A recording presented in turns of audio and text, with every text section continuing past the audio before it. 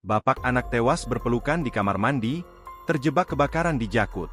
Jasad Suradi dan anak perempuannya Egi ditemukan tengah berpelukan di kamar mandi, usai rumahnya di Jalan Gang E, RT 06, RW 06, Pademangan Barat, Jakarta Utara, hangus terbakar, Kamis, 8 Mei 2025. Posisinya lagi di dalam kamar mandi berdua, sedang berpelukan bapak dan anaknya ini, ucap salah satu saksi bernama Soleh saat diwawancarai Kompas.com di lokasi, Kamis. Soleh mengatakan, saat kebakaran terjadi Suradi dan anak perempuannya tengah tertidur di kamar. Rumah Suradi, kata Soleh, juga terlihat sepi, seperti tak ada aktivitas di dalamnya. Suradi dan Egi diduga terjebak di rumah sampai akhirnya tewas terbakar. Korban dua ini lagi posisi tidur mungkin terjebak nggak bisa keluar, ucap Soleh. Ketika ditemukan, jasad Suradi dan Egi sudah dalam kondisi hangus dan tak sepenuhnya utuh.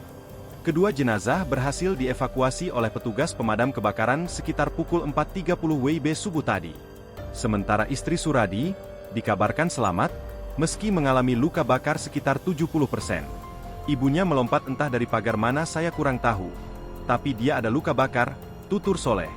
Sebelumnya diberitakan, kebakaran rumah kontrakan di Jalan Gang E, RT 06, RW 06, Pademangan Barat, Jakarta Utara, Kamis, 8 Mei 2025, dini hari menyebabkan 2 orang tewas dan 1 luka parah.